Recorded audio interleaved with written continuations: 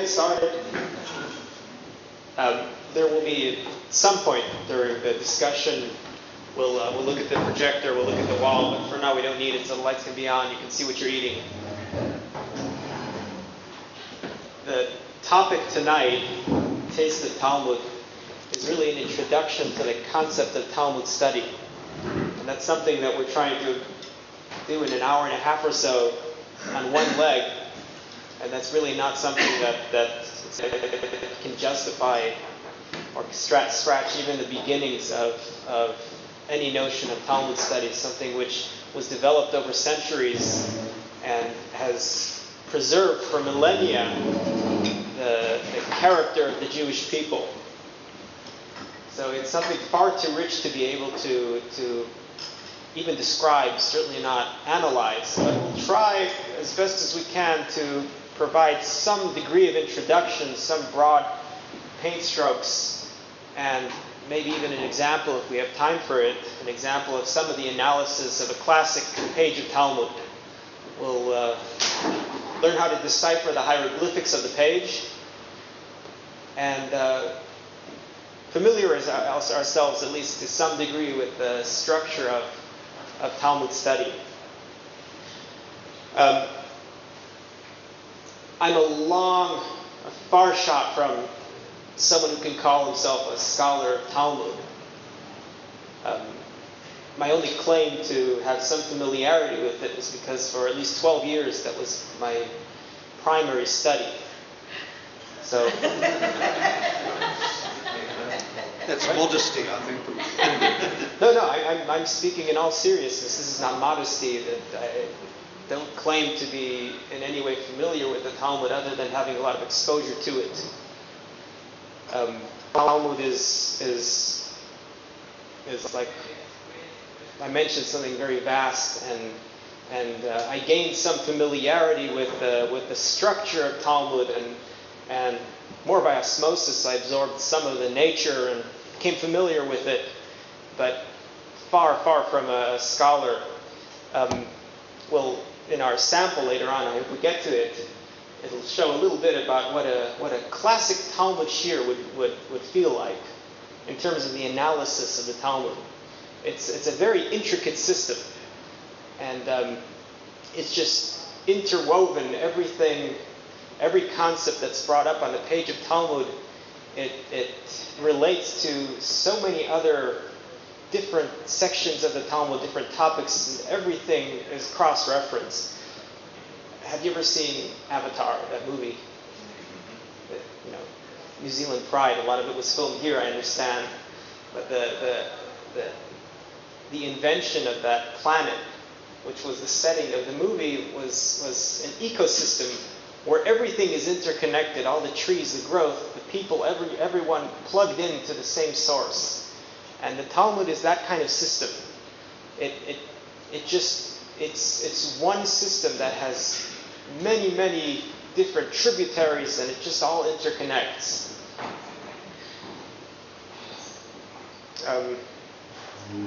The Talmud, by nature and by its character, it deals with the abstract. So if you read a page of Talmud casually, it's likely you'll find no practical relevance to anything that it says. You can read pages and pages and complete tractates and open books. You'll find no practical relevance to the Talmud, but to a casual reader, that's what it looks like. It's because the nature of the Talmud it deals with abstract principles. And that's one of the reasons it's a man's book. Because men work with the abstract. We have a difficult time trying to pin something down and making something actual material. We talk philosophy, we talk what if. There's a joke about a yeshiva student. Yeshiva students don't grow up intermingling with the opposite gender. So there was a yeshiva boy who had very few social skills, and he was shy by nature. And he was about to go on his first date, so he asked her for some advice, what he should do. So he said, what do girls like to talk about? So they told him, well, they like to talk about family, and they like to talk about love, and maybe try philosophy. So his luck was that the girl that he met was just like him. also shy, timid, very few social skills, and both of them were sitting awkwardly across the table from one another, and turning the glass of orange juice around and around, just to keep the fingers occupied. So he became brave and asked her. He went for his first topic. Do you have any siblings? She says, no. Well, let's put that down. On to the next topic. Love, do you like broccoli? No. So that strikes down 2. So then it came to philosophy. If you had any siblings, would you like broccoli then?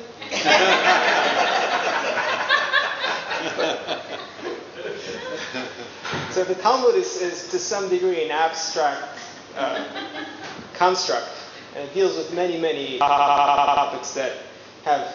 That's why it's timeless. The Talmud is timeless because it's the abstract principles. It's those ideas that can be put and applied to any question in any age, because it doesn't deal with this specific case that only applied during a specific time and era in history. These are principles. These are. It's what we live on. I think we'll understand more when we discuss our sample, and then we'll have the lights off and we'll look at the projector. We'll also take the same opportunity to use that as our model page of Talmud to acquaint ourselves with what the page does and how it acts. Because the page of Talmud has a personality, and it's something you come to know over time. The Talmud, the structure of Talmud, it's a discussion. And the way it was compiled is different. Well, we have the Babylonian Talmud, which whenever we refer to the Talmud with a capital T, we just refer the Talmud, we're talking about the Babylonian Talmud. Because in the era of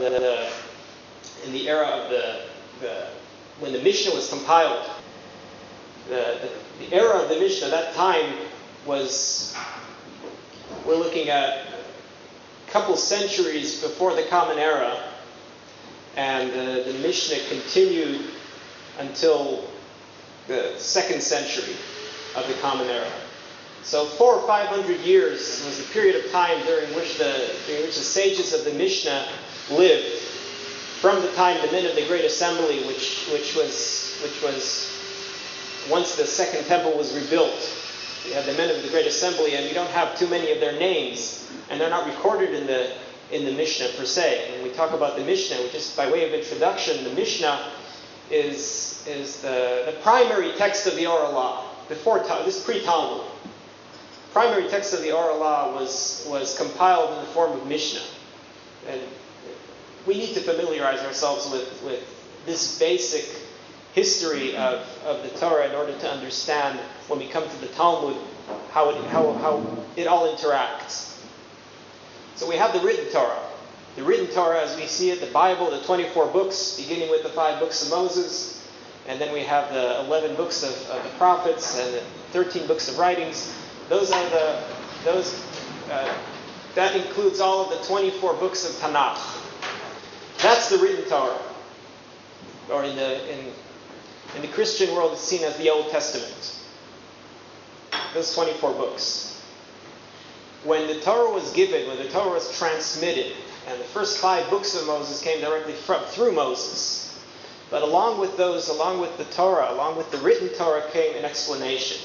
The Torah needs an explanation because, as it is it's a skeletal structure which touches on ideas and concepts without explaining. It doesn't need a translation as much as it needs an interpretation. It needs a proper explanation. We need to know what it means. The Torah says you should put tefillin on your head. It says tefillin between your eyes and upon your heart. And then another place it calls it on your arm. But what are tefillin? So the Art Scroll translation is very helpful here. It says you shall wear phylacteries. Now we know what they are. So Rashi has a description of what it means. It's the biblical word for tefillin. We call them tefillin. The biblical word for it is totafot. There should be totafot between your eyes and upon your arm, on your hearts. Totafot. So Rashi says, very simple.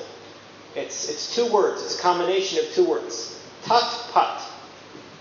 together totafot. One word is in some ancient Aramaic or Armenian, and the other one is in Caspian. Each one means 2. 2 plus 2 equals 4. Those are the 4 compartments of the tefillin that we wear on our heads. So, what are tefillin? We need the oral law, the oral tradition is that which explains and interprets what was just given in just hints, intimations in the written Torah. Same is true when it comes to another example. Torah says on the first day of Sukkot, you should take for yourself.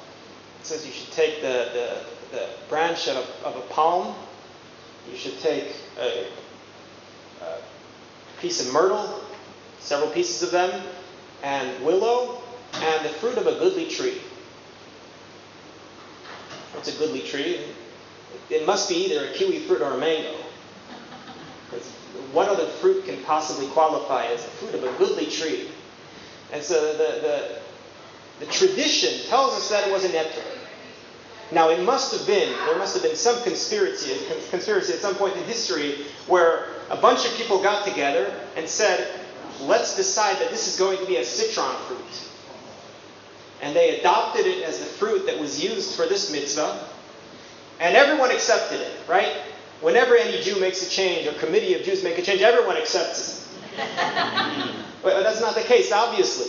You'd have the group who would insist and swear that it's an apple, and then you have those that it's got to be a pineapple, nothing else. And if the committee gets together and decides it's something else, then now we have 3 options. Clearly, the nature of the Jewish people is not such that we can come up with a definition and everyone will follow us. So the very fact that everybody has the same practice today demonstrates that there is a tradition of a sort that came along as a definition. When the Torah says the fruit of a goodly tree, it's a citron, and it always was a citron, and that's the tradition they received from the first time the mitzvah was given. Now, a tradition is not enough. Everything has to be hinted at in the written Torah. And so when it comes to the citron fruit, the fruit of a goodly tree, or in the biblical Hebrew it says pri eitz hadar. It's the fruit of a tree that is hadar. The translation of goodly tree is hadar is something glorious. That's the translation of the word, but you can find different definitions of the word if you break down and look at the root of the word. Dar means to live, to dwell. What kind of tree has fruit that dwells on it from year to year? The citron tree. Its fruit dwells from year to year. Sometimes you see photographs. If you've been to Israel in that season, you see people actually carrying etrogs that look like watermelons in terms of their size. They're enormous. They're huge. They leave them on the tree from year to year. And you can leave an etrog on a tree for 3 years, and it just keeps on growing and growing. So that's the tree. Pri eitz hadar. It's the fruit of a tree that dwells. The fruit continues to dwell on the tree. So there are numerous hints that the Talmud discusses in the tractate of Sukkot that bring after the fact proofs or ideas to demonstrate that our tradition, where it came from. But the tradition was given as a tradition. And after we have the tradition, we find where the hints are in the Torah that indicate these definitions to us. So that's the oral tradition. The oral tradition is called the oral tradition because it was always oral. It was never written down. It was transmitted from teacher to disciple, from master to student, from generation to generation. It was always preserved as an oral law.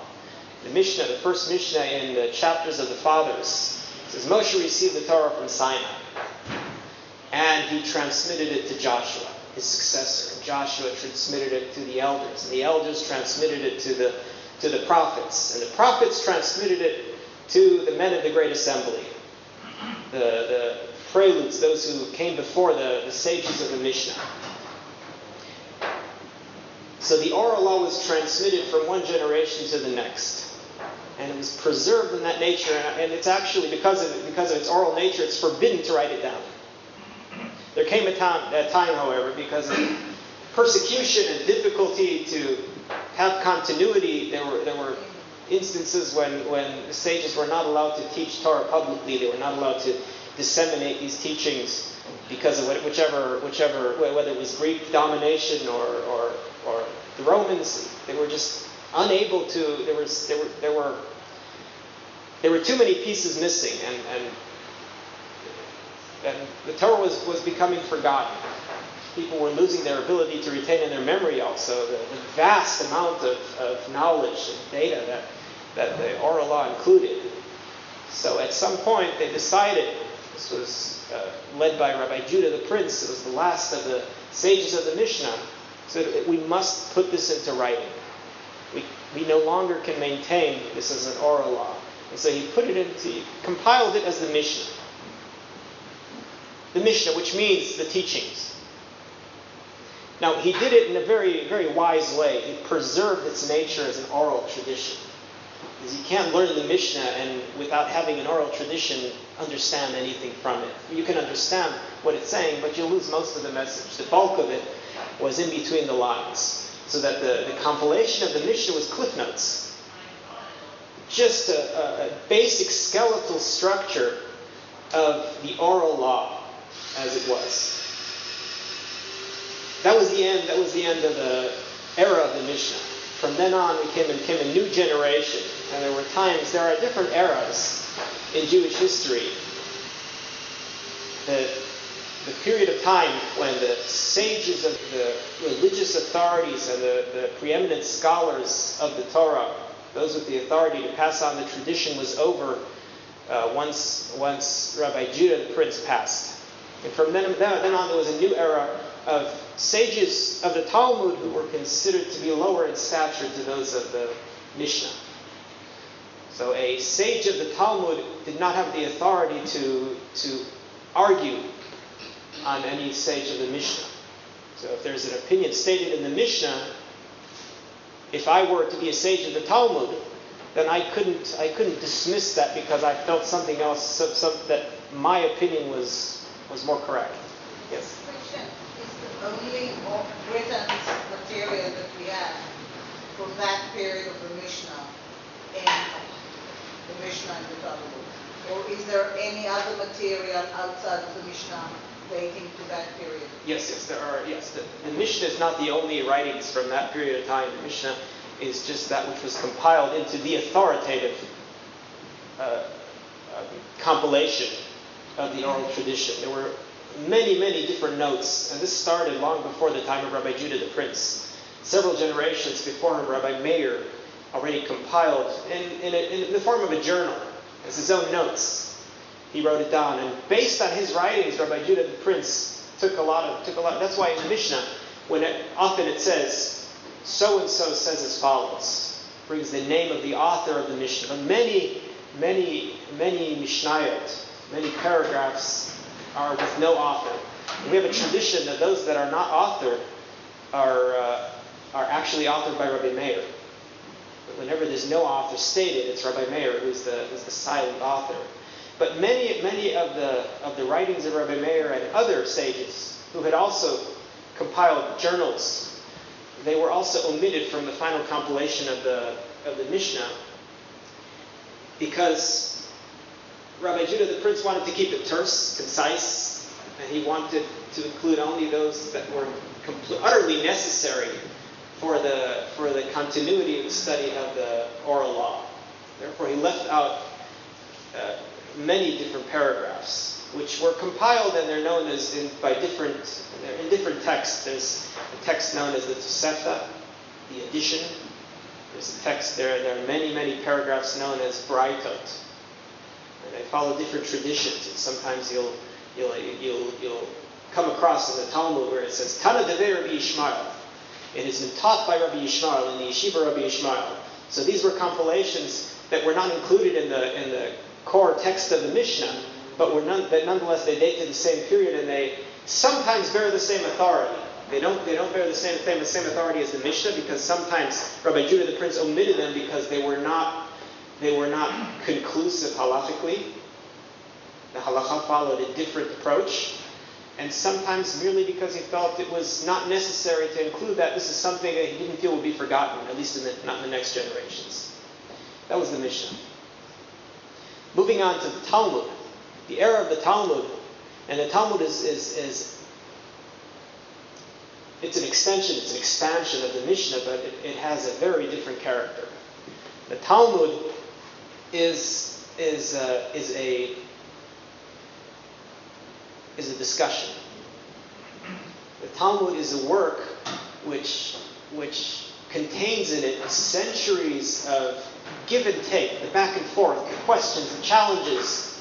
It's a conversation. You read the Talmud and you see a conversation. One sage said to another, he made a statement, and the other one came back with challenging that approach, and he responds with the proof, and the second one comes back with a reproof, and there's an argument, there's a discussion.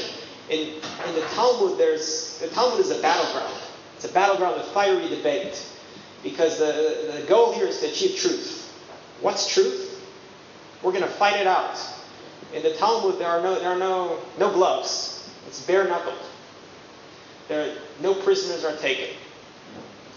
There's no niceties. No one steps around on eggshells so as not to insult the other. They're fighting here for truth. And that's the nature of a Jew. Whenever there's a question between peace and truth in Jewish history, Jews have always taken the side of truth, even over that of peace. Truth reigns supreme, and that's why our tradition has been preserved in such a pristine manner all of these millennia, because we refuse to take anything but the truth. And so in the Talmud we see a lot of this. In the Talmud we see sages that contend with one another, and sometimes the phrases that they use aiming at one another are even insulting. Sometimes the Talmud will say, Tiyuvta Rav Yehuda Tiyuvta. It's a TKO. But that's what it is. That's what it is. They fight rounds and they throw punches. And one is knocked down, then he comes back because he's backed up by, if you've ever seen the wrestling, the paid wrestling, the fake, where suddenly out of the audience comes another guy, and you have to. That's what it is. You have other sages coming in with proofs for the first, and then you have another crowd backing up the other, and the strongest will win. Those with the opinions, with the strongest backings to their approach, that's the truth. They have fought it out until they were able to, one prevailed over the other. And that's how truth is won on the battlefield of the Talmud. That's Talmud. I think we can look at an example now. And I'm just going to move to the other side so I can turn on the computer. We get lights?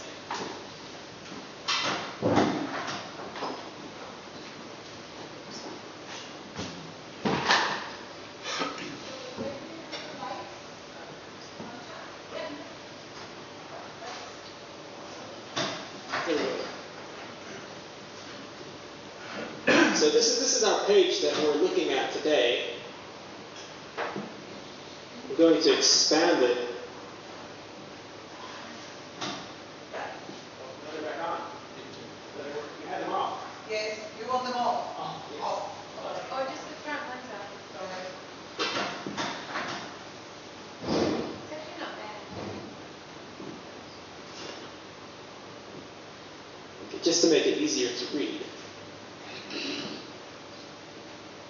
So we'll come back to discuss the navigation of the page after we discuss this. But I think it's important to find a sample piece of Talmud that really expresses the abstract principles which are applied in different instances.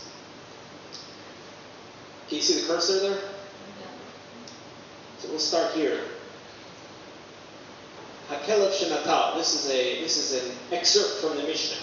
What we see here, we're in the middle of a section of the Talmud which brings in a quote from the Mishnah, an excerpt from the Mishnah, because that's the way the Talmud is structured. It brings the Mishnah in its entirety, brings one paragraph, and then for pages and pages, it goes on to discuss that, elaborate and expand on the Mishnah and explain it, and it goes off on different tangents.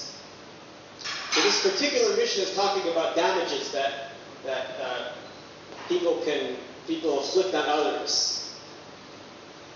So here we're talking about a dog that finds a barbecue, and it pulls a frankfurter off the barbecue, and there's a coal attached to it, and the coal lights his neighbor's field on fire. Who's responsible? So clearly it's the person whose fire it is, hadn't guarded his barbecue carefully enough. It's his fire. Again, this is silliness. This is entirely, it's hard to relate to this. It's hard to apply this to the present, but we're going to see how we can apply it, and it's very extremely relevant. So the Talmud goes on to expand. The Talmud begins in the next, and we're just going to do a few lines. Itma Rabbi Yochanan Amar. It's taught. Rabbi Yochanan says. The two sages that we're going to focus on now are colleagues, Rabbi Yochanan and his colleague Reish Lakish.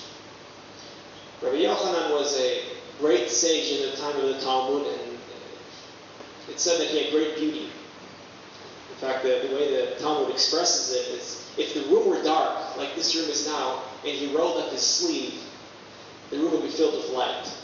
Such was his beauty. And it says he had such long lashes. His eyelashes were so long that when he was old, and he didn't have the strength, he didn't have the muscles in his eyelids to be able to hold them up, his disciples would hold them up with gold spoons. Rabbi Yochanan, he and Reish Lakish were fast friends. Reish Lakish, he was a Baal Tshuva. He was a person who had been the head of a mafia gang. Reish Lakish was a criminal. And what's that? No, he was not a black. He was a criminal. He was the head of a gang of robbers, highway thieves. And the Talmud tells some incredible stories about him, which may not be literally true, but they at least illustrate the type of person he was. He used to be able to leap from one side of a lake to another. A small lake. Evidently, it was big enough so that it was a very impressive feat. And one time, Rabbi Yochanan was passing by when Reish Lakish he leapt across this creek or river or lake, as it were. He leapt to the other side, and Rabbi Yochanan called out to him and says, "Chelach l'oraita," which means your strength, your energy should be focused on Torah. Imagine what you could accomplish. And he looked back at him and he retorted, "Your beauty is for women." Anyway, so Rabbi Yochanan responded. The story goes, Rabbi Yochanan told him, "Look, you think I'm pretty? You should see my sister. If you come and join me in the yeshiva, if you come and join me in the Academy of Torah, I'll make sure you can marry my sister." And it came true. And it says that at that point, Reish Lakish attempted to jump back across the channel, and his strength had ebbed, it had left him, because he had now committed himself to be a scholar of Torah, and so his physical strength was somewhat drained. The commitment alone it drew some of his strength out. So that's the legend that's brought down in the Talmud about Rabbi Yochanan and Reish Lakish. So they were very close. They were study partners. So if, like we described before, if there were bare-knuckled fights in the study hall, practically, verbally, then Reish Lakish and Rabbi Yochanan often went at it. But the Talmud says that even a father and his son who are studying Torah together, and there's such arguments that they appear to be enemies, mortal enemies of one another, they will not complete the day. They will not finish their study session before they emerge as great friends and companions, compatriots. So that's the way it is. It's not personal. It's not personal. They're fighting here for truth. They're both fighting for the same end. So Rabbi Yochanan and Rish Lakish here have a discussion, have an argument. And this is a very abstract concept. Cursor on it. Itbar Rabbi Yochanan Amar. It's taught that Rabbi Yochanan said, Isho Bishum Chitzat. Rabbi Yochanan said the reason that one is liable for any damage, any harm caused by fire, what is the reason? Why am I liable for fire? If I'm driving in my car smoking a cigarette and I flick the butt of the cigarette off and cause a forest fire. Why should the damage, the forest fire, be related back to me? It's not my cigarette. I gave it up. I threw it away. It's not my cigarette. Why should I be liable? There has to be a mechanism here. Of course, no one would argue that I'm not liable for the damage, for the fire damage that resulted from my cigarette. The question is why. There must be a mechanism here.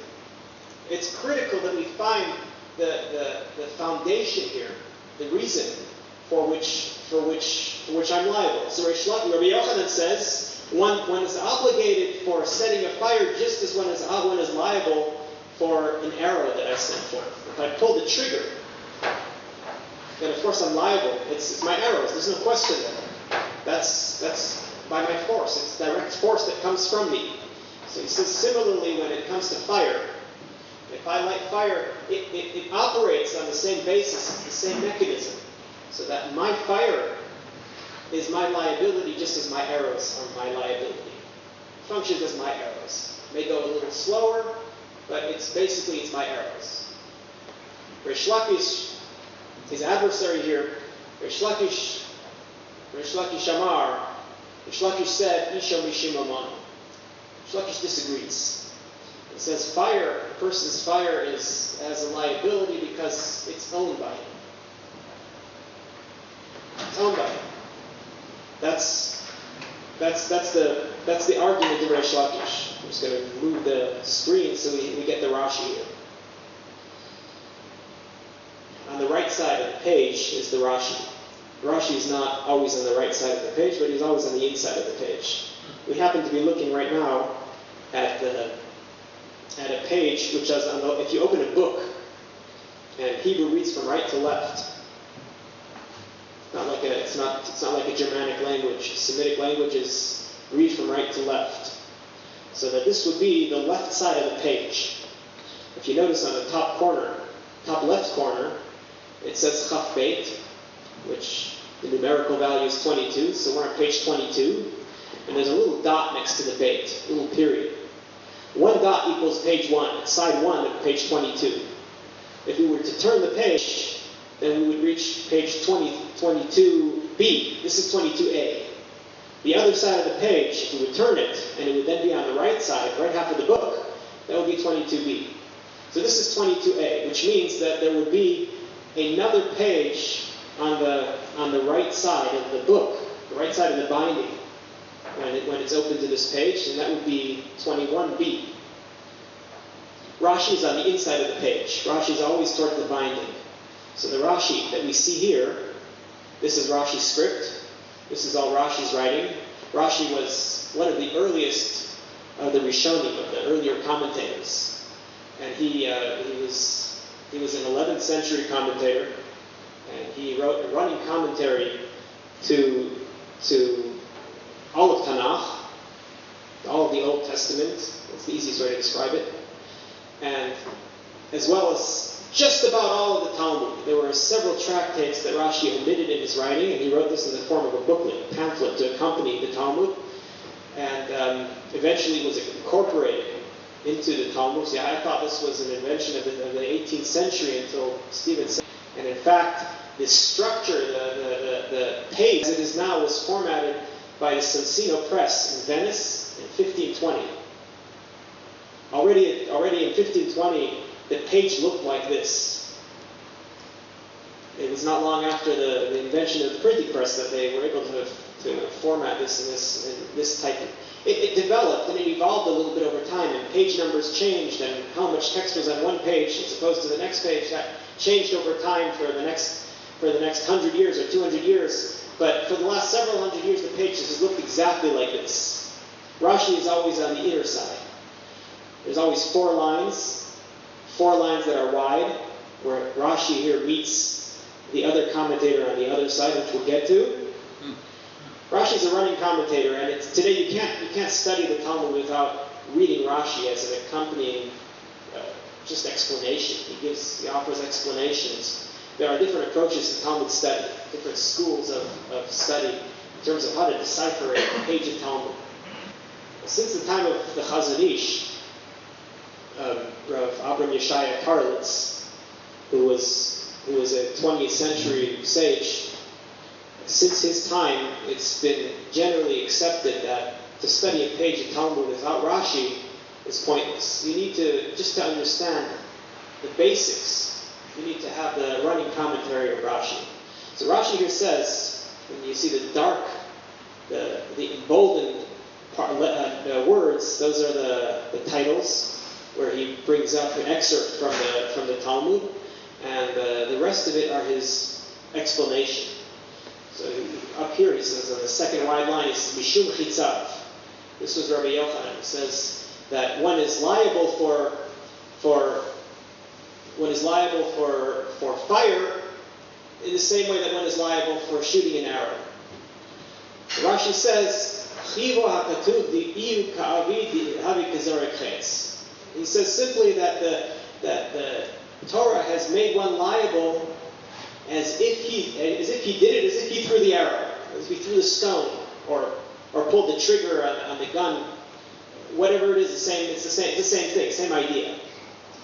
On the other hand, you have Reish Lakish, who says that it's a liability based on his own property. The fire becomes his property, takes on that nature. Rashi says, Kishara ubaroshe iziku. Just like one's animal. If one's ox gets out of the barn and causes some damage, it tramples the neighbor's flowers, or even worse, it goes out into the street and flips over a car, then that's my liability as the owner. It's my property that caused damage here. Similarly, if I dig a pit, if I put an obstacle in public property, then I'm liable because it's my liability having dug the pit, even though it's technically I don't have any ownership of the pit that I dug in the public domain. Nevertheless, the Torah attributed ownership to me in terms of liability, and in a similar way, the fire is considered to me my liability. And Rashi points out something to us very interesting. Because Salka Daida, at this point we think, that is, our first understanding here is the Ika Benai, what's the difference? All of us are wondering. Who cares why I'm liable? It's my fire, I caused it, I'm responsible, it's my liability. Who cares if the mechanism comes from an arrow that I shot, or it's the same thing as my property that goes out and damages? So he says that at first thought, the difference would be the Ika Benaihu, the difference would be Kigon Shehiblik Begachelet She'enu Shalom. If I take somebody else's cigarette butt and I flick it out, then in Rabbi Yochanan, according to the first opinion, Chayav, he's liable, he's obligated, the Chitzaven, because if I take somebody else's arrow, if I take an arrow out of somebody else's quiver and shoot it out, I'm still liable. On the other hand, you have Reish Lakish, who holds that I'm liable for lighting a fire because it becomes my fire. If I flick somebody else's cigarette butt, it's not mine. It's not mine. Don't assume liability. That's as far as we're going to look right now on the page.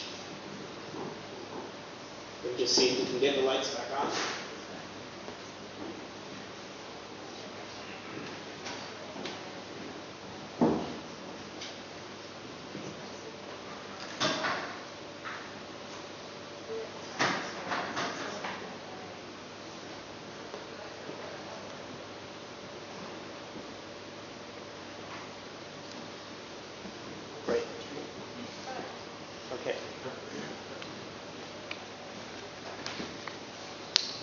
Here's a fascinating discussion. Now, at this point, Rashi told us that the difference would be, at first glance, the difference the difference between Rabbi Yochanan and Reish Lakish, these two opinions, is if I take a fire that doesn't belong to me, a fire that actually belongs to someone else, from somebody else's bonfire, I take a burning log and toss it into somebody else's property and cause some damage, that would be a difference. That according to Reish Lakish, I would not be liable. That's at a primitive, at a first glance, at the Talmud, that's what it would appear.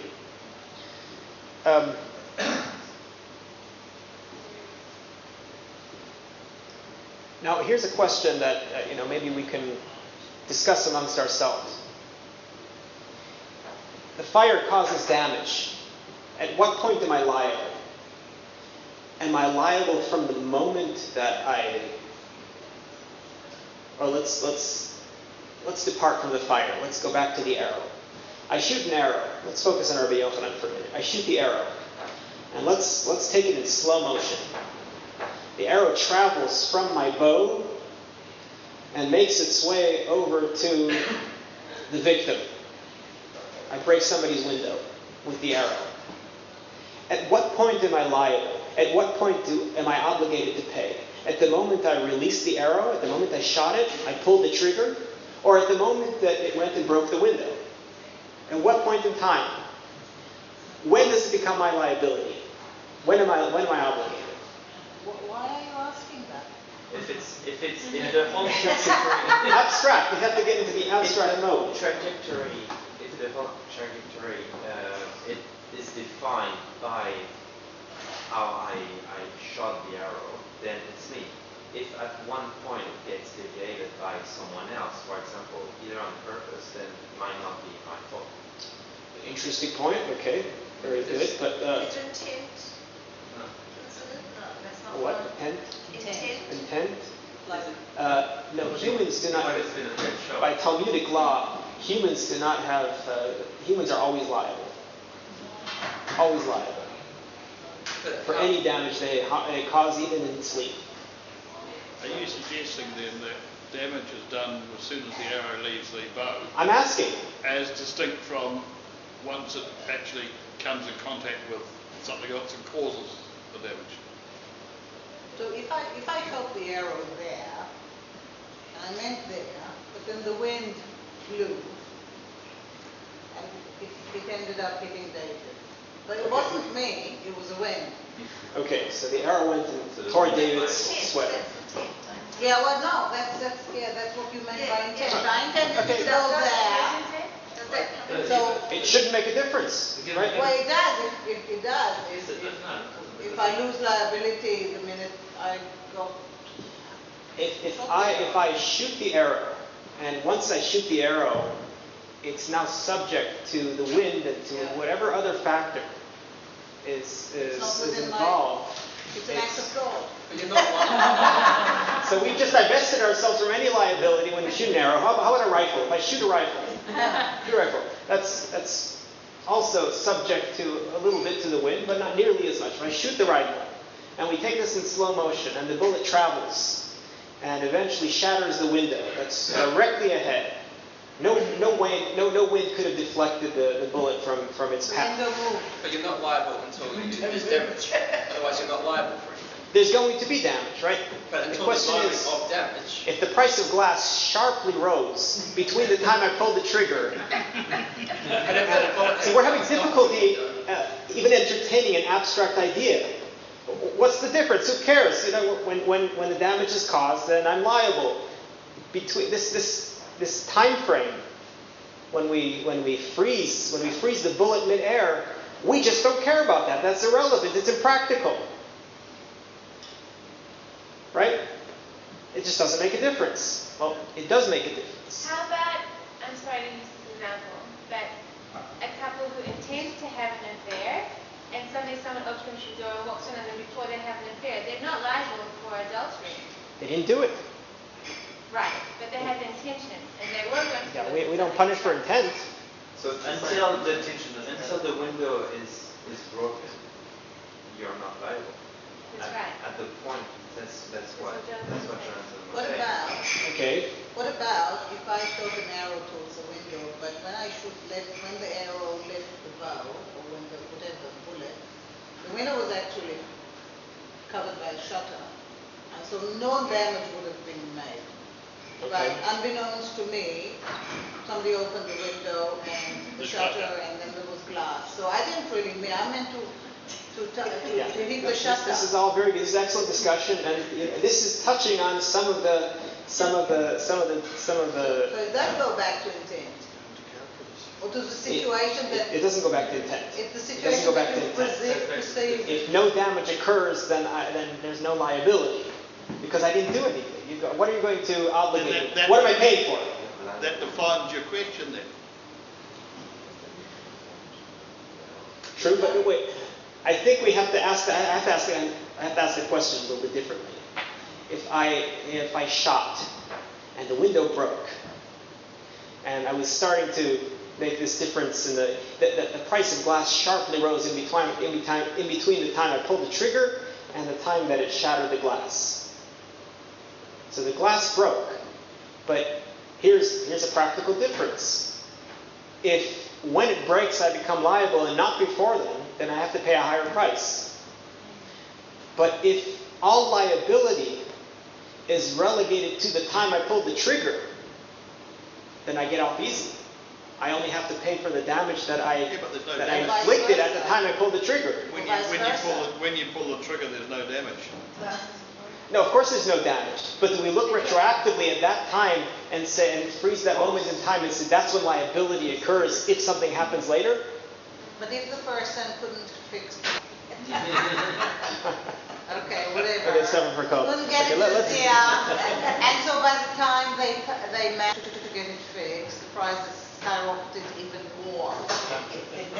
Okay, so it seems to be all of our instincts would tell us that one is obligated when the window breaks. The window broke, now I'm obligated. And if the window didn't break, I'm not obligated. So the liability steps in once the window is broken. Right? That appears to be rationally what we should think. There seems to be no reason to think otherwise. And it seems to be even ridiculous to entertain any other thoughts. That what if? We're not philosophers. What if I had siblings? Would I like broccoli? That's exactly what we're trying to argue over here. So here we have the Nimukei Yosef, Rabbi Yosef Chaviv. He's a commentator of the 13th century. He wrote a commentary not on the Talmud but on the Rif.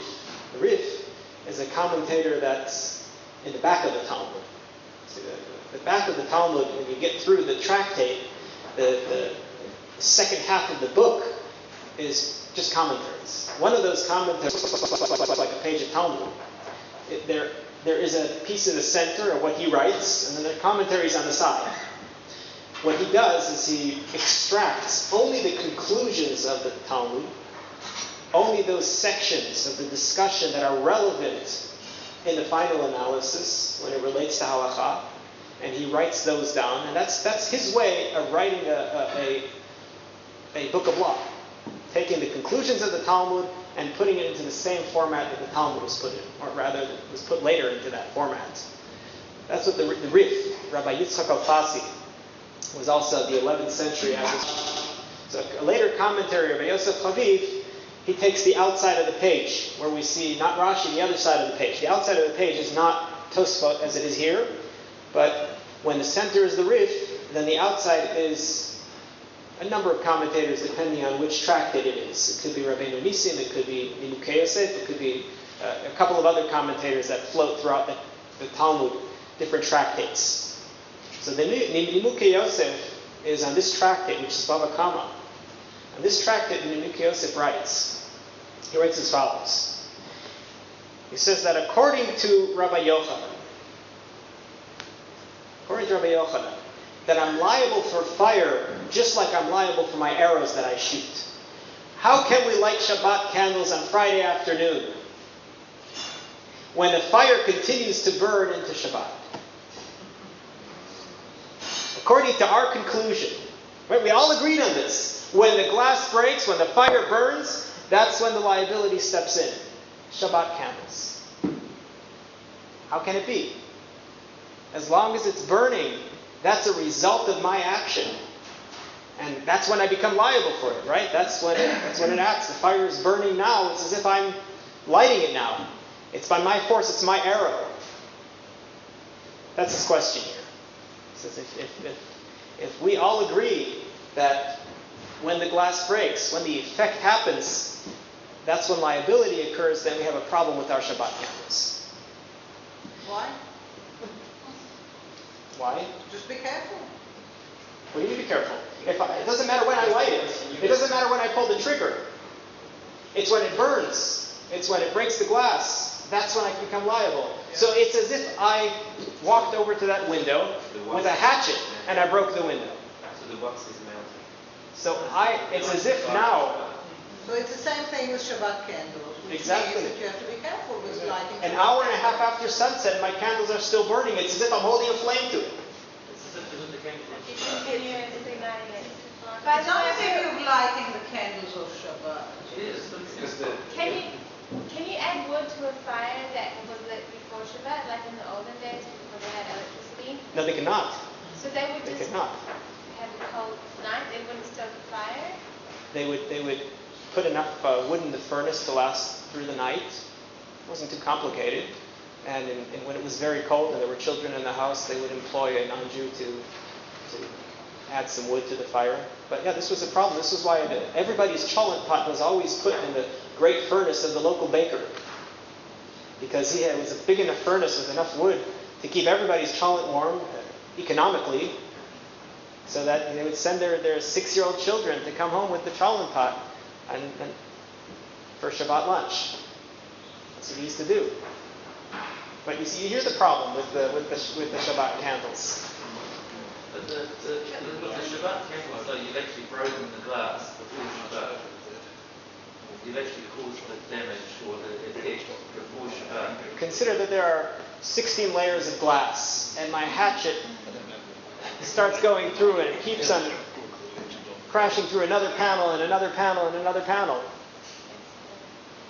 What's the difference? If fire basically operates on the same basis as an arrow, right? Yeah, that's the problem. So because of this, the Nimuke Yosef, Rabbi Yosef Chaviv rules that from the moment I pull the trigger, anything that happens later as a result, I become liable at that moment. Of course, only if the glass breaks, there's something to pay for. No glass breaks, then there's nothing for me to pay for. But my liability is assumed the moment I pull the trigger. And therefore, the moment I light the fire, I kindle the flame, and there's X amount of fuel, enough to burn for 2 hours. At this moment in time, I have burned 2 hours worth of fuel.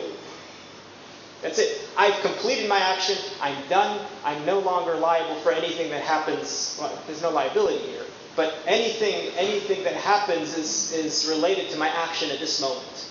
I've put in the potential for everything that's going to happen right now. And so I have no problems lighting Shabbat candles before sunset if it will continue to burn after sunset.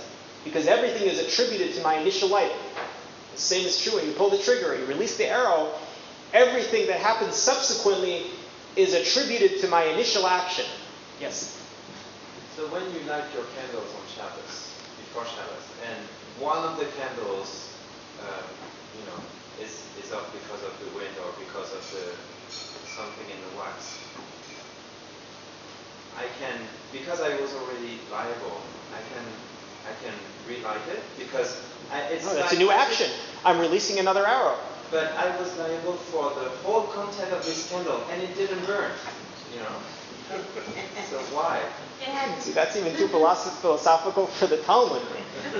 Taking it a step further. No, but clearly that's a new action. That's a new arrow being released. If for some reason somebody put out a shield and intercepted the arrow. But it's a profound question. It means that the whole potential of my action was not fulfilled. Yes. Is it possible? Potentially, Can it yes. be- That's absolutely true. And can if it somebody be shut the considered- shutters of the window before the arrow reached it, and it bounced off the shutter, it didn't break the glass, and it didn't break the glass, then my action didn't accomplish that which I intended it to. And if it's a mitzvah, does it mean that I didn't accomplish the mitzvah? That's a very good question, actually. I know. It's a very good question. If I intend to do a mitzvah and I put everything in place, it's considered as if I fulfilled a mitzvah, at least in God's eyes. But you don't have any light. Remember, when we used to come to Shir, we used to come to yeshiva, and if you miss a day, so the student comes the next day. I had a teacher who was fire and brimstone. I said, "Where were you yesterday?" Excellent excuse to go to the dentist, and tooth yanked, and grandmother died, or whatever it was. This is okay, you had a good reason. But you missed the Shir. You can't make that up. The fact is that you weren't here. So you're in the dark. Sure, you intended for it to be lit for 2 hours. You know what? You can sit in the dark, but your intent didn't do anything for you in terms of light. So you're right. In terms of fulfilling the mitzvah, you fulfilled the mitzvah. All right. Now we're going to take a look at Tosfot. Tosfot is the outer commentary here, the outside of the page. And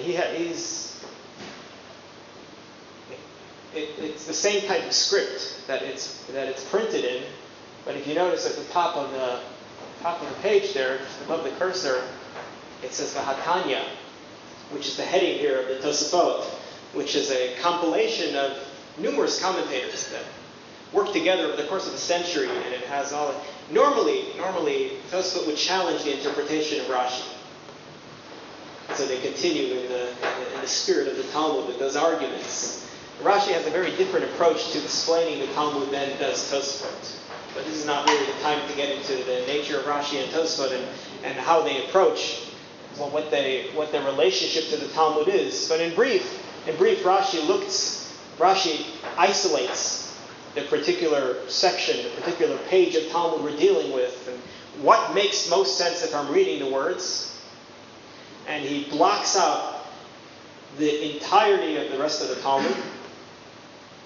It has no bearing on this page. And Tosfot will look at it as part of a whole. And he'll bring other sections of the Talmud that have similar ideas expressed. And over there it's clearly evident that the intent of the Talmud is such and such. So even though by a simple reading of this page it looks like the intent is something else, Rashi's wrong. And therefore he brings in a different... Anyway, Tosfot on a different page, about 3 pages earlier to this. Tosfot brings an interesting discussion which came up in our discussion earlier. What happens if Tosfot asks as follows. If you throw a stone, or you shoot an arrow, or you shoot a rifle at something, you shoot an arrow at a pane of glass, at a window, and before the arrow reaches the window, somebody throws a stone from closer and breaks the window. Who's liable? Do I consider the window to be broken from the time I release the arrow? In which case, the second person who came along and took a club and just broke the window right away, he would be exempt from any liability. Or do we say, you know what? You broke the window. The second fellow broke the window. I intended to break the window, but you know what? It wasn't my arrow that shattered the glass. It was your club. So who's liable? So Tosfot says, we don't consider the window to be broken already when I release the arrow. And the second person is liable. Tosfot goes on to say that this is different from a case that I drop a crystal glass from the top of a roof. And somebody's waiting on the bottom with a club and swings at it mid-air before it reaches the ground and shatters it. Who's liable? This is different. Tosfot explains that in that case, having dropped the crystal jar, the crystal glass, I have already black marked it. This is a broken jar that I dropped. The moment it left my hand, it's plummeting down to the earth, it's considered to be broken even before it breaks. So the second person who takes the clubs and swings at it as an entertainment and shatters it before it hits the ground, he's exempt. And I who threw it from the rooftop, I'm liable. But if the pieces of crystal gets into someone else's face and this person gets hurt, who's liable? Both. If you shoot a person that you think is dead, is alive but is actually dead, because somebody else struck them, it's the same thing. Who's liable? Yeah, the Talmud discusses a case where you intend to strike one person, but your punch goes wild and you hit the other guy. And so there's no intent to hit that person, but there was intent to hit. And the Talmud also says the short answer to your question is that he's liable to pay half price. It's the same as No, I'm serious. the person who is closer to the window and breaks the window. Right? It's your same example. If I drive recklessly on gravel, and the pieces of gravel fly out from under my tires, and they cause damage elsewhere, that's considered to be a second degree force. The Talmud says a second degree force, I'm only liable to pay half price. So, if this second fellow struck it, and his first force was striking the glass, and by force of the strike, maybe it bounced off something else and hit somebody, that's a second degree force, and he's only liable to pay half price for that. But that's what the Talmud rules elsewhere. So what happens if the bullet ricochets off something? So we have to determine whether this is considered to be a primary force of my pulling the trigger, or if it's considered a secondary force. I'm not sure. And what about the Shabbat candle? Oh, we're going to get there. We're going to get there. Now, is it time to stop? Do we need to take a break? Or we can just go through? Do you want a 5-minute break? Yes? Yes. All right. Let's take a 5-minute break, and we'll just finish this off. Yeah, I don't want to have any brain damage as a result of this class. Just know that the Ora Torah, the power box is behind you. Pause it. And to clarify, we do pay for the venue, so we really do rely on you.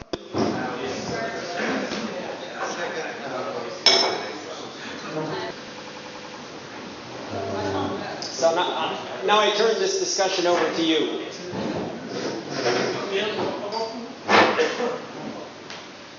The conclusion of the Nimukei Yosef was that the damage is attributed to the time I pulled the trigger. That was his conclusion. That's clear. He said as much very clearly.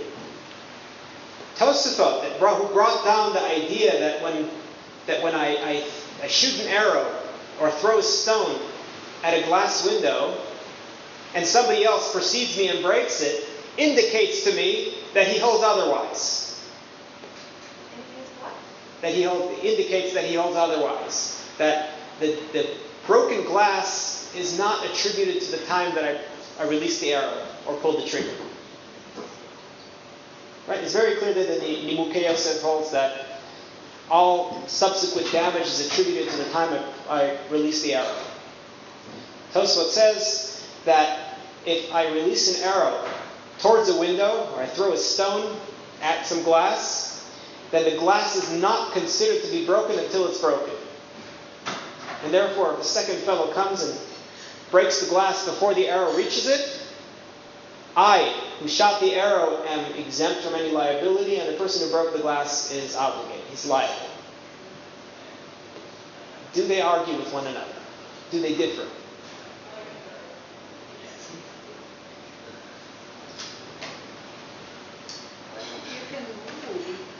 You can think of that actually an arrow or a stone is not the same as fire.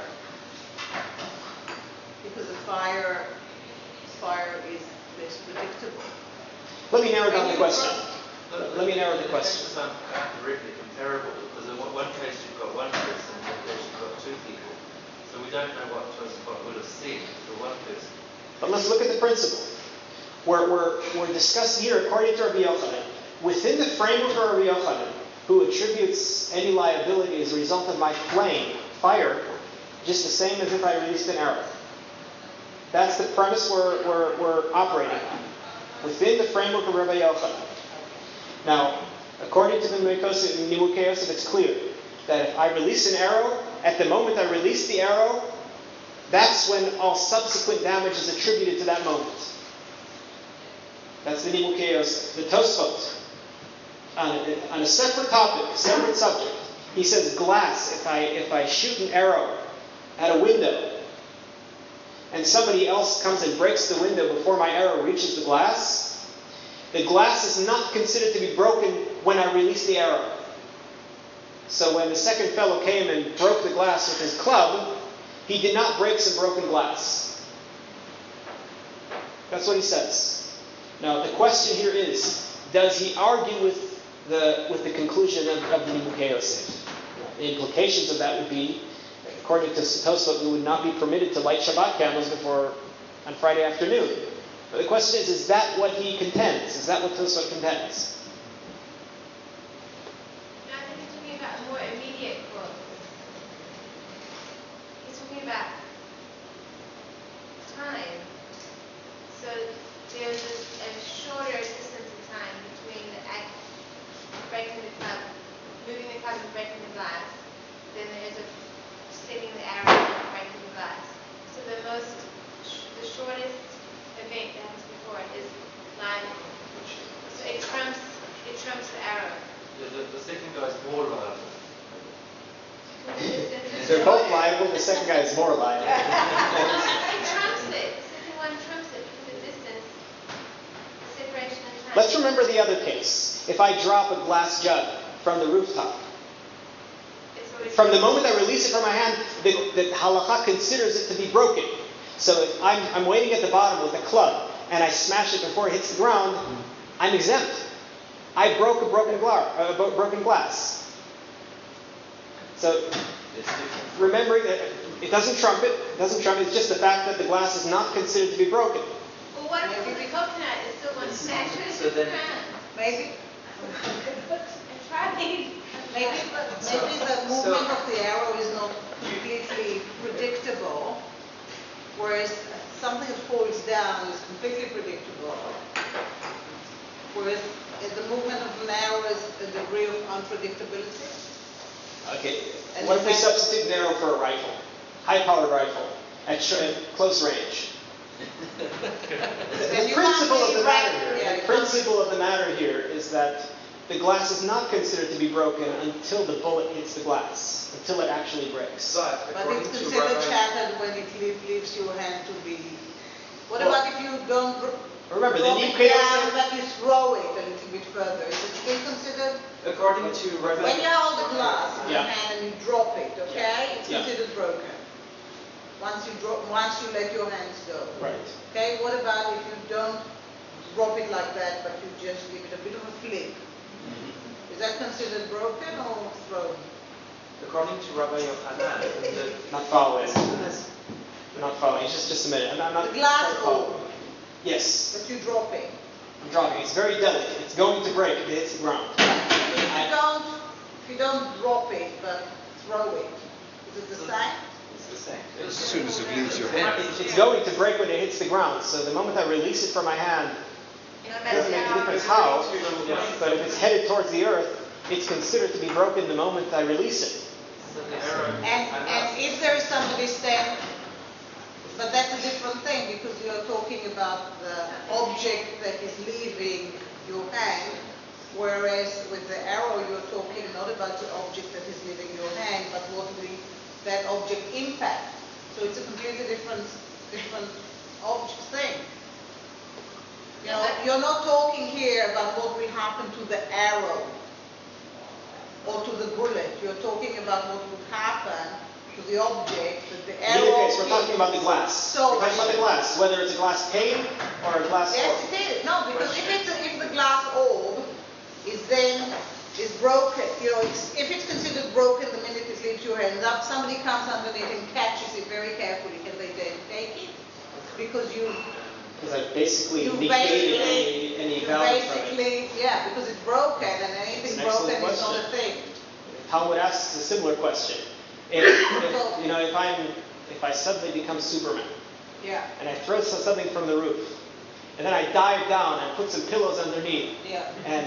and stop the fall so it saves it from shattering. The Talmud discusses a similar case, and I don't remember now what the conclusions are. But the principle of the matter is, if it's considered to be broken when I release it from my hand, that seems to be different from what the Nimuke Yosef is saying.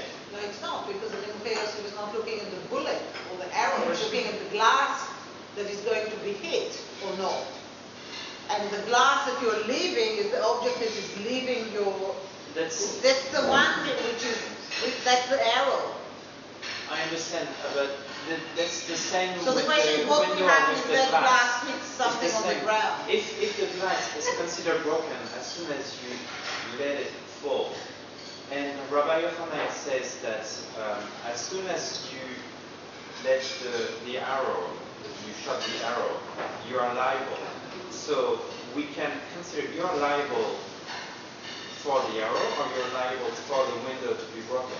You're liable for the arrow, for the window to be broken. That's what he said. So we are actually considering broken glass in both cases. Yes. So that you said that if someone else has a club and smashes the glass, he's liable, but the other guy was liable as soon as he shot the arrow, according to Rabbi Yochanan. The Nimuke Yosef said that. Nimuke Yosef. So we're talking about there are two players here. And my question is, do they disagree with one another? Is it the concept of negligence and willful damage? And therefore it is not the same? Let me just reiterate this. It's hard to follow. It's hard to follow. I'm finding I'm getting a headache trying to balance this in my head. The Nimuke Yosef says as follows. If I release an arrow, shoot it at a glass window, the liability is assumed by me the moment I release the arrow. Okay? The damage is attributed to the time that I pulled the trigger. I think that part is clear. Tosfot brings a different case. What was the case? If I throw a stone at a glass, or if I shoot, same case, I shoot an arrow at a glass pane, and before the arrow reaches the glass, somebody else shatters it with a club. Tosfot says that he shattered a proper glass pane. It wasn't considered to be a broken pane of glass. He shattered the glass, so the second fellow is liable. I, who shot the arrow, am exempt. We have the same case here. Nimuke Yosef rules one way, that once I released the arrow, I assume liability. Tosfot appears to say otherwise. Do they argue? The dropped glass is the same as the... Drop glass is a different case. Tosfot says this is as opposed to a different case where I take the glass and I drop it on the ground and somebody else breaks it before it reaches the ground. In that case, the second person is exempt because he broke broken glass. Okay, so they appear to be disagreeing with each other. They appear to be disagreeing with each other, right? And in fact, the Sota Choshen is the name of the book, but the name of the commentator takes on the name of the book. Sota Choshen was Rabbi Aryeh Leib HaKohen Heller, who was a descendant of Rabbi Yom Tov Lippin Heller, who wrote a commentary to the Mishnah.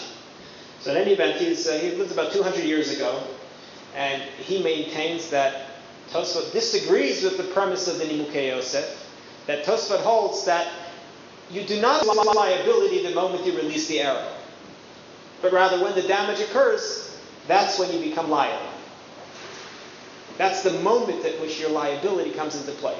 Not back when you release the arrow, but when the impact happened, when the glass broke. So they are. So what are we So doing they with transgress Shabbat Shabbos. candles? So translate that to Shabbat. You can't light Shabbat. You can't light Shabbat candles, right? You can go even further, and I was discussing this with David while we were on break, that one of the halachic decisions and practical applications in modern day that's derived from this particular principle and discussion is, can you put your lights at home on a timer for Shabbat? Timer will turn them on and off. You put everything into motion on Friday afternoon, and you plug the timer into the outlet, and you put the proper pins in place. And at 10 o'clock p.m., the lights will go off.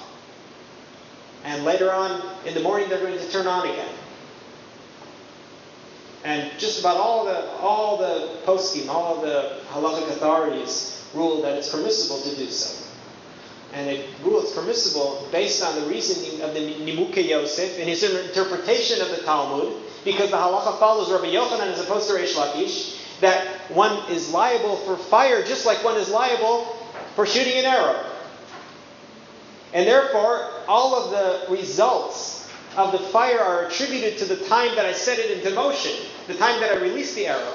And therefore, when I put the timer on, then any result, anything that the timer will cause, the lights to turn on and off, the machines to turn on and off, it's all related back to the time to Friday afternoon. That's when I set it into motion, and that's when I executed all of those later results. Talk about practical implication from an abstract notion that we could not figure out why we were asking the question an hour ago. So what about Shabbat candles? What about Shabbat candles? So, what does Tosfot say? Tosfot says that, Tosfot appears to imply, and at least this is the understanding of the Tzot HaChoshen, that he disagrees with the Nimukei Yosef, and he would have ruled in the same case, even though he follows the same opinion of Rabbi Yochanan. Fire is compared to an arrow, to releasing an arrow. But he would say that the arrow only causes me to be liable when there's an impact. Which means that when the fire is burning, that's when the action is attributed to me, not when I kindle the flame. So that would be a problem. Now, one more comment. And we're going later. We started with the Nimukei Yosef, 13th century. The Tosfot were a little earlier, but they were independent. They didn't interact directly with Nimukei Yosef. The Tosfot were numerous commentators in 12th century, going into the 13th century. But now we're in the 20th century now, and we have a great Talmudic scholar. He's best known as the Steipler Gaon, Rabbi Yaakov Yisrael Kanievsky. His son, Rabbi Chaim Kanievsky, is today one of the greatest authorities in the city of Bnei Brak today. Very old man. There's a line around he lives in a little house. There's a line going around the corner, people coming to seek blessing from him or answers to different questions. But his father, the Steipler, he said there's no disagreement between the Nimukei Yosef and Tosfot. They both agree that in principle, when I release the arrow, I become liable. What's the difference? Why does... The time is the difference. Not the time. He doesn't say the time is the difference. He says, and here I have to introduce you to something that goes literally hand in hand with Talmud study. You have to learn to twist the thumb. Have you ever seen that? Sometimes you can't explain something without bringing in the thumb. The tune is also something that you have to learn. He says, there's a difference.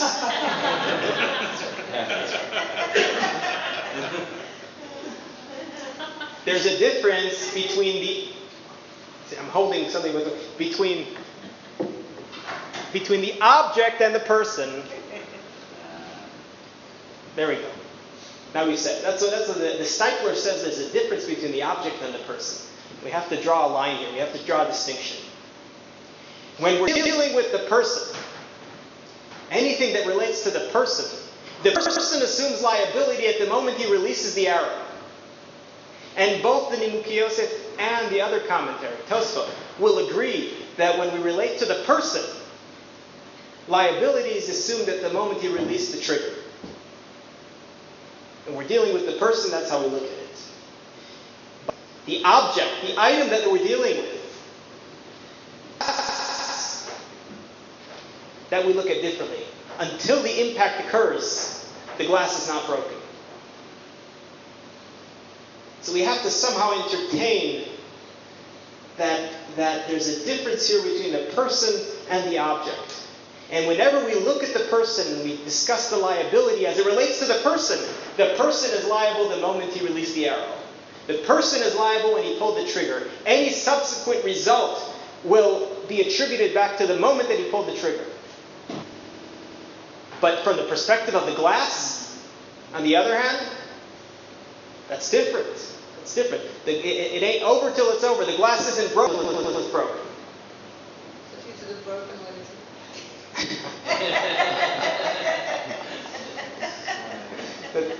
Let's remember. Let's see. I brought two cases. In the first case, I threw something at the glass and somebody preceded me and broke the glass before my arrow hit the glass and shattered it, in which case the second person is liable, because we're looking at the glass there. And the glass as an item was not broken until the second fellow broke it. But in the second case of Tosfot, where I held the glass in my hand and I threw the glass, I didn't throw something at the glass, but I threw the glass down, or I dropped the glass. The action was done to the glass. The action was done to the object. The object is considered to be broken the moment I perform that action, the moment I release it from my hands. So when the arrow doesn't take your intent with it, you have to somehow transfer Well, yes and the no. intention directly. Yes and no. So if there are two people standing in front of a window, and they're both going to hit the window, so if one of them is faster, who's considered liable? Well, it's like So you are holding the object, you're going to punch it with your fist. Except one is faster than the other. Who's liable? Both of you, the first one? fastest. The one who hits the glass first, the one who breaks the glass is liable. The one who breaks the glass is liable. Always. That's the iron rule, your ironclad. The one who breaks the glass is responsible. In the first case, it's my fist that broke the glass, and my fist was faster than the other fellow. And in the second case, my dropping the glass broke it. It was flying through the air as a broken glass, even though it was technically full, it was technically whole. No damage occurred to it until somebody came with a club, and before it hit the ground, he bashed it. So it's the same with the Shabbat candle. Right. Right. When it relates to the person, relating to me, relating to the individual, the person, I performed my action on Friday afternoon before sunset. So any action attributed to me was done at that moment that I kindled the flame. The fire continues to burn throughout Shabbat, but my liability is all attributed to the moment that I lit it. And if I lit it before Shabbat, before sunset, then there's... So this hasn't happened, but say Benoit makes the glasses on a chair, and I sit on the chair and break the glasses. Benoit's liable because he put them on the chair? No. I didn't do anything to the It glass. didn't happen, but it's a good example. The Talmud says that if I'm sleeping,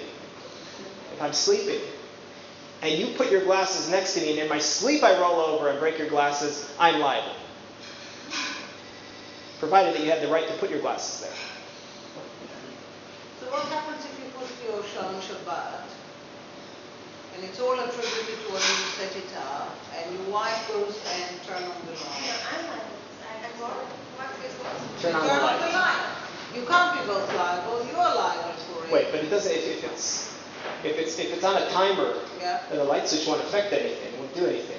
Yes, it will. The only thing it'll do is turn it off, and then the timer won't activate the light. Well, okay, so in the morning when it's off, she comes and turns it on. You're supposed to turn on it. Yeah, you can override It's technically it. impossible. You Okay. can override it, but she's not liable anymore because you've taken the liability on. No, that's not true. She kindled the fire. She turned on the light. She did it. She did it now. I released an arrow from my bow that was timed that it would hit the glass at 9:03 p.m. And someone came and broke the glass 2 minutes earlier, 9:01. I didn't break the glass. It broke at 9:01 and it wasn't deserted. It would have broken at 9:03. But I didn't break the glass. I didn't do anything to the glass. Anyway, this is just the example. I think this particular discussion brings into play a lot of the concepts about Talmud and its abstract nature and the practical applications that are derived from the principles when you least expect them. A discussion that seems to be so philosophical and so abstract that it's hard to find, but the analysis, and this is what a page of Talmud is, to study and to dig deeper. And to dig deeper, there are always more and more layers. The deeper you dig, the more you reveal, and the greater expanse you see that the Talmud contains in it. This is why the wisdom of the Talmud has kept the Jewish people maybe it kept our minds sharp. I don't know. Maybe that's why in South Korea they've been introducing it to their schools because they think it'll make them smarter. For some reason they think that Jews are smarter because of the Talmud. It's not. We're not smarter because of the Talmud, but the Talmud is a brilliant piece of work that maintains its nature and its character as an oral tradition. Because looking at a page of Talmud, we would never have seen this there without the guidance of a teacher, of someone able to show us the keys, to let us in and describe to us the different parts of what the Talmud's doing here, how to decipher the page, not just the page, but how to read these words, to see it as a principle. In many cases, the Talmud asks, there's a statement that's given by, I won't bring an example for this because we don't have time for it, but a sage utters a statement, and somebody asks, one of the sages counters and says, what's his reasoning? Or there's a disagreement between two sages. And another sage will come along and say, what are they disagreeing about? What's the fulcrum of their argument? It'll make all the difference, because if we want to apply their argument and to see what they would hold in a different case, but parallel, we have to understand the basis, the fundamental reasoning where their differences are. And that'll help us to apply the opinions to something new, to a different application. That's basically the Talmud. No, I don't know. We can take a few minutes to look at the page and just go through all the different symbols on it if you want, but we don't have to do that. If we're tired, we can call it a night. It's up to you. Sure. All right, so we're back on the screen. Is it okay for everyone to see? We don't have to turn off lights? Okay.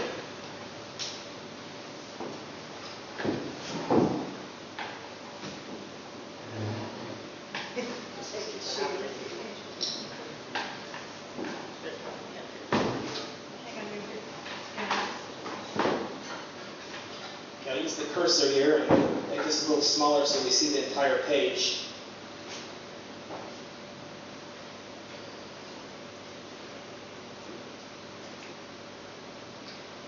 So we already saw part of this. We saw that at the top of the page, the top left, there's the page number, which will define whether it's the first half or the second half. Is it 22A or is it 22B? This happens to be 22A. The heading on the top of the page, so where the cursor is now, that's it. It gives us the name of the tractate.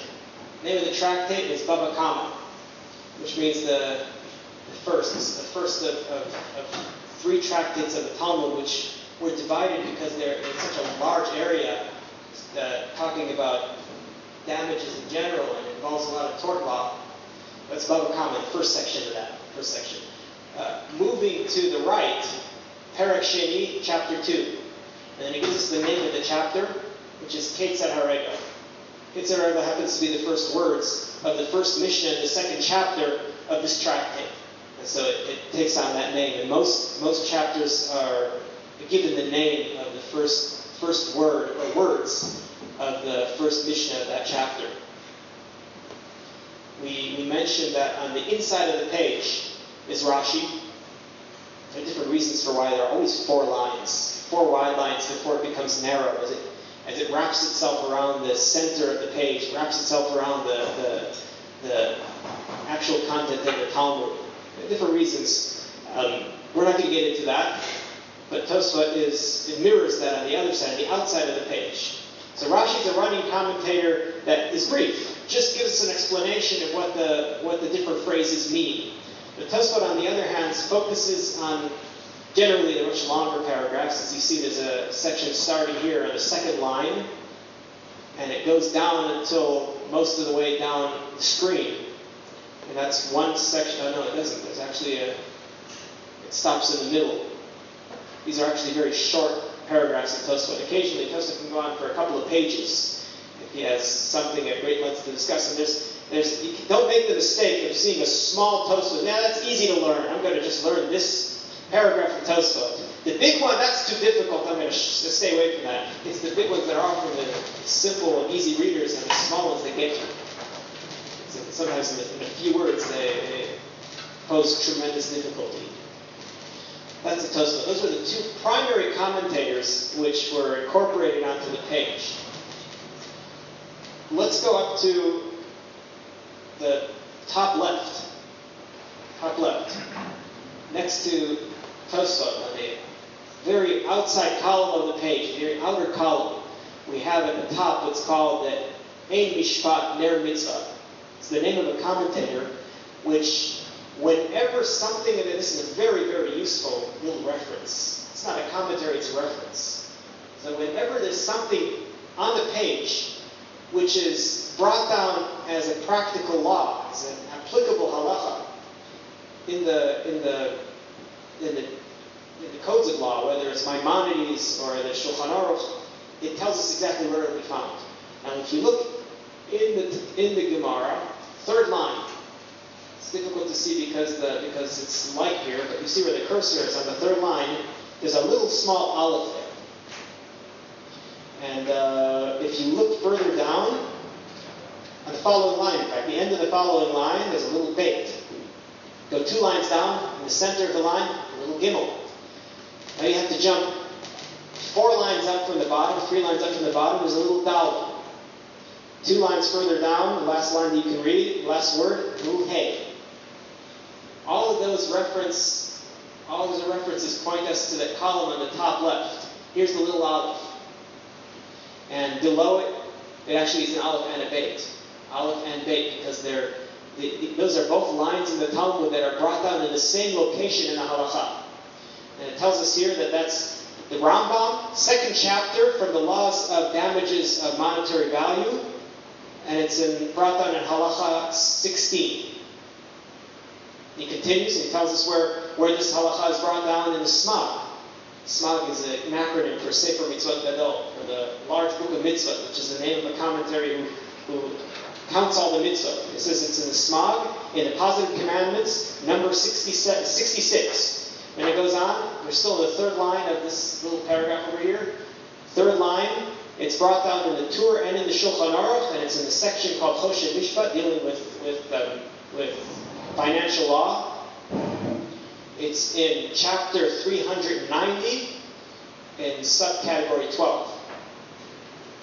So it's very extremely useful. So if you want to determine whether a particular statement in the Talmud is a conclusive halacha, then you look at that. You look for a little letter. You look for an aleph. You look for a beit. You look for any letter that might be next to that phrase, and it will indicate whether this is brought down in halacha. And the column on the far outside part of the page, here it's the left, will tell you exactly where you can find it in the different works of halacha.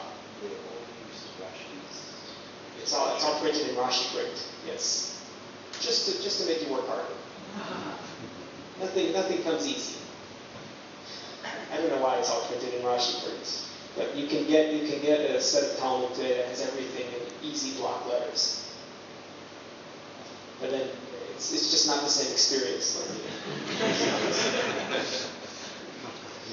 Okay, we have below that we have here halfway down the screen on the outer left column. Continuing down, this is Rabbi Hananel. Rabbi Hananel was one of the Rishonim, one of the earlier commentaries on the Talmud, and it's also a very useful commentator. Not so much a commentator as much as a translator. And he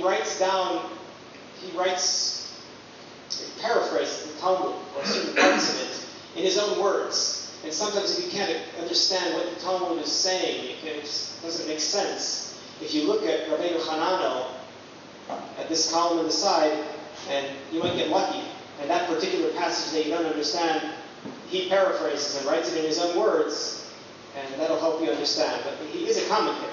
He is a commentator.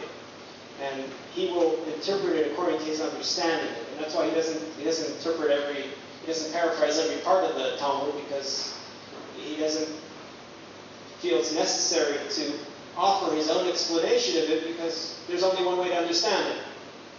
But where it's ambiguous, or it can be understood in different ways, or there are other commentaries who interpret it in ways that he doesn't feel are correct, and he'll give you his interpretation. But it is helpful because it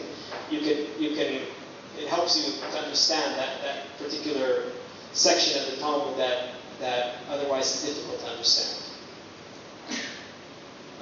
Let's continue along the same column. Let's keep on going down. Let's see if there's something else there for us. No, that's it for this left column.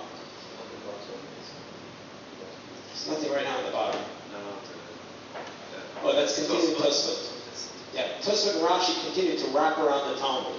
And they're formatted in a way that if they have more commentary on fewer lines of Talmud, then there will be less Talmud on the page and more commentary. And you have other pages of the Talmud that the Talmud takes up the bulk of the page. And in fact, the lines of the Talmud become wide, take up the whole page rather than the commentaries. Here we have Rashi just having one wide line. Rashi just has one wide line here. And that's it. He finishes his explanation. The Tosfot goes on. There are numerous paragraphs, numerous comments he makes, and the rest of the page is taken up by the commentary of Tosfot. Every single page of the Talmud is laid out this way. The Pirkei Avot is a Mishnah. No Talmud was written on there's no expansion, Talmudic expansion of Pirkei Avot. Not the only Mishnah. Not the only Mishnah. There are 6 volumes of Mishnah. 6 categories. The first one is anything related to agriculture, called Zra'im, seeds, agriculture. The second one is Moed, anything related to holidays, times, including Shabbat and all the festivals. And take Zra'im, take the first section. That includes the first tractate in that order of agriculture is Brachot. And that's the only one in the entire order of agriculture that has any Talmudic expansion. Brachot is the only tractate from that order of Mishnah. On the other hand, you have the entire order of Moed. Do we know why? There is this discrepancy. The Jerusalem Talmud does have commentary on everything. The Babylonian Talmud just wasn't printed either. Maybe some material was lost. I couldn't tell you. It's known, but I can't tell you. I can't tell you. For whatever reason, the Babylonian Talmud did not expand upon every tractate. So there are two orders of the Mishnah that each include only one tractate of Talmud. One is Zra'im, which only has brachot. The other one is Taharot, dealing with ritual purity. And the only tractate that's expanded on the Talmud is that of Nida. All the other tractates, there are 63 tractates in the Mishnah, 63 tractates. Of them, almost all of them have Talmudic expansion.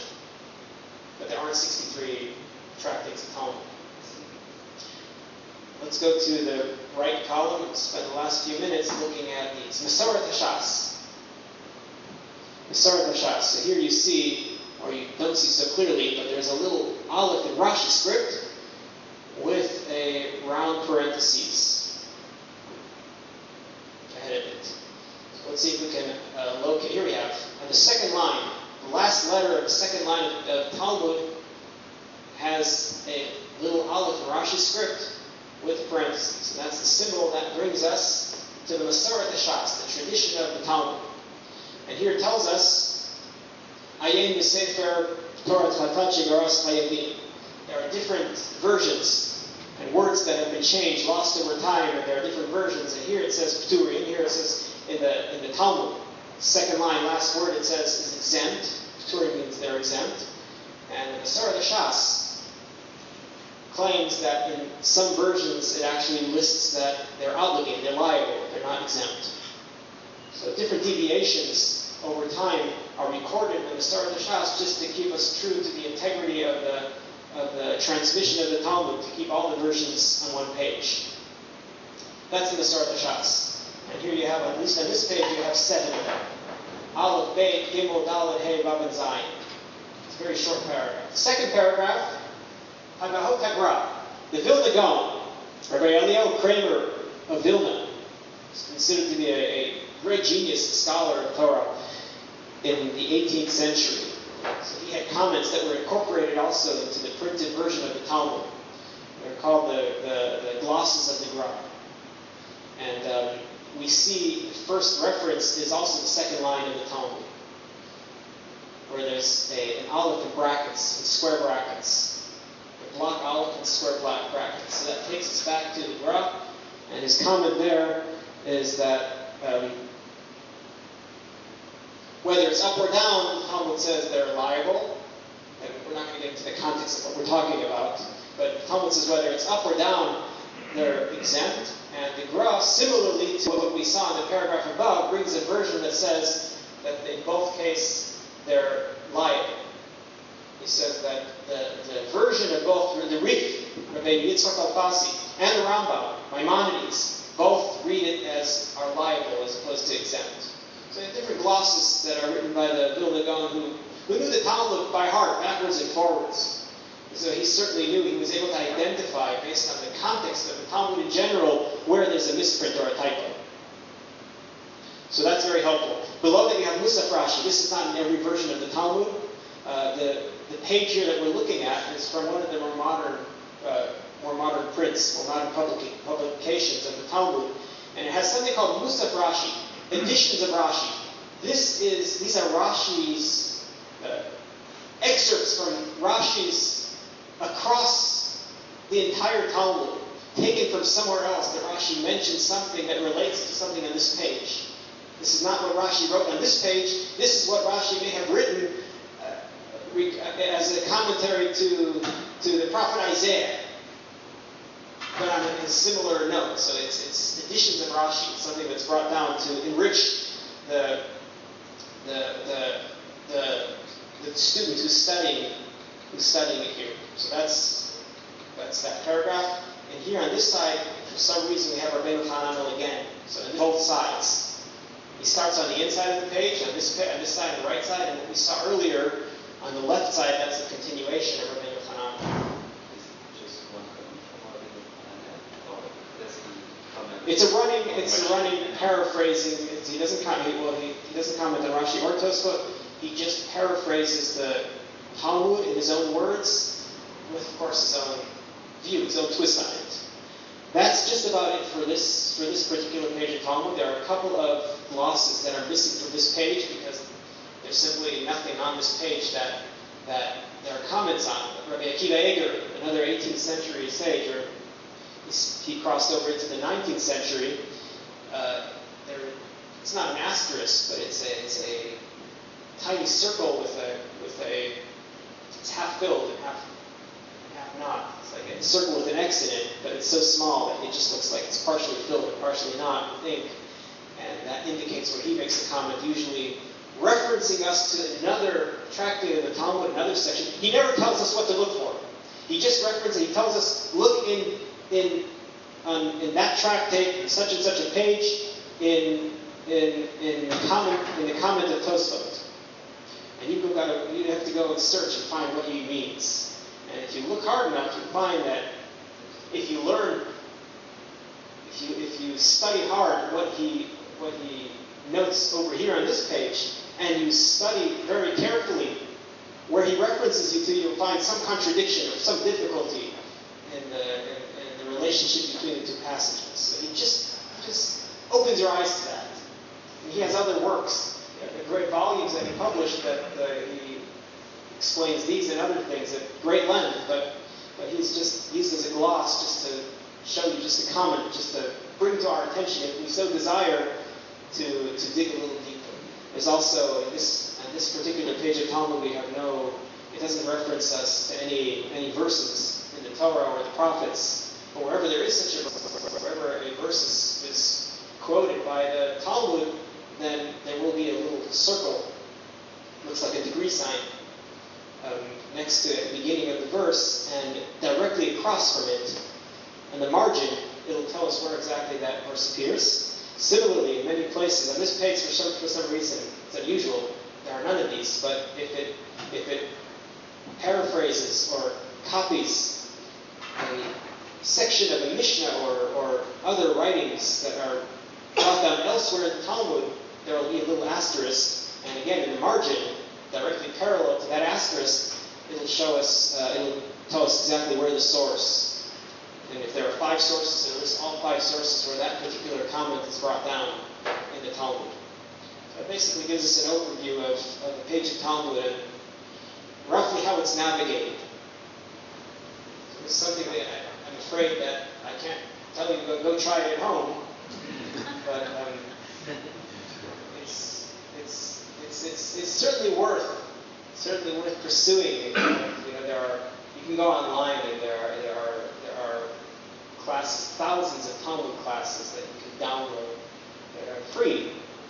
That if you want to take some time, or you can, webyeshiva.org has some fabulous classes that you can actually tune into while they're happening.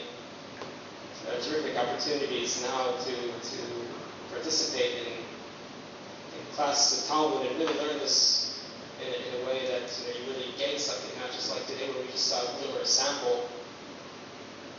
But that's what it's a taste of Talmud. Anyway, thank you very much for coming.